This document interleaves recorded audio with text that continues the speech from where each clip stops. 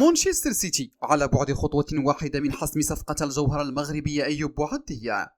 محمد وهبي يفاجئ الجماهير المغربية ويقرر استدعاء 3 لاعبين جدد للمنتخب المغربي.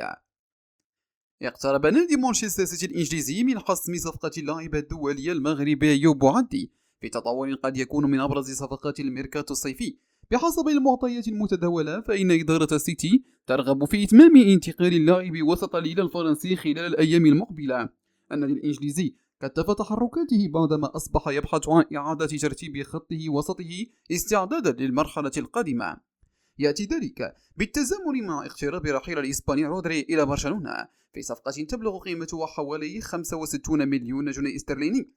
رحيل رودري سيترك فراغا كبيرا داخل وسط مانشستر سيتي، خصوصا أن اللاعب كان من أهم ركائز الفريق خلال السنوات الماضية، ولهذا السبب ينظر إلى أيوب بوعدي باعتباره أحد الأسماء القادرة على المشاركة في مشروع المستقبل صاحب 18 عاما أثار اهتمام كبار الأندية الأوروبية بفضل نضجه الكبير رغم صغر سنها، كما يتميز بقدرته على الاحتفاظ بالكرة تحت الضغط والخروج بها بشكل هادئ وسليم.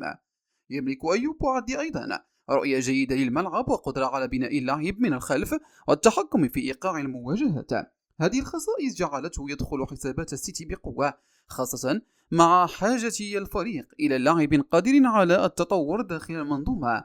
لكن الطريق نحو إتمام الصفقة لن يكون سهلا في ظل تمسك نادي الفرنسي بقيمته المالية المرتفعة للاعب. تشير المعطيات إلى أن النادي الفرنسي يقدر قيمة موهبته بحوالي 100 مليون يورو، وهو رقم يعكس حجم الثقة التي يضعها ليل في اللاعب المغربي ومستقبله الكبير.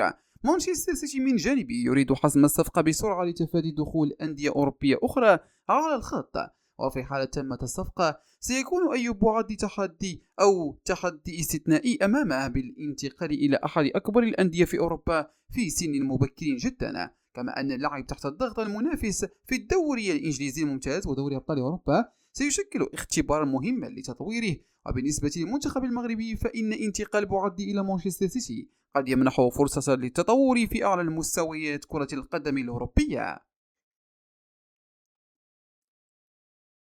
يستعد الناخب الوطني محمد وهبي لإحداث تغيير تدريجي في تركيبة المنتخب المغربي بعد بداية المرحلة الجديدة لأسود الأطلس. من المنتظر أن تحمل قائمة المنتخب المغربي لمواجهة الغابون في شتنبر المقبل بعض المفاجآت، خصوصا مع رغبة محمد وهبي في منح الفرصة لعدد من المواهب الشابة والجديدة.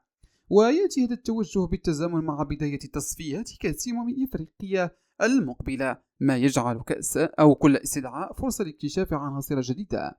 من أبرز الأسماء المرشحة للتعويض عبد الله وزان لاعب أياكس أمستردام الهولندي الذي بدأ الموسم بشكل قوي. وزان خطف الأنظار بعد تسجيله في المباراة الافتتاحية للدوري الهولندي ليعزز حظوظه في ظهوره مع المنتخب الأول.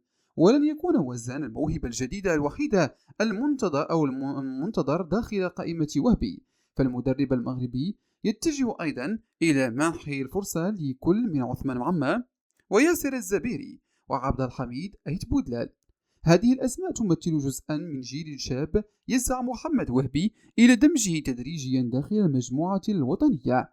في المقابل قد تعرف القائمة التغيرات المفاجئة على المستوى بعض الأسماء المعتادة داخل المنتخب المغربي الأول، ويستعد محمد وهبي للإعلان عن اللائحة في موعدها المحدد استعدادا لتصفية كأس أفريقيا لمواجهة كل من منتخب الغابون وليسوتو.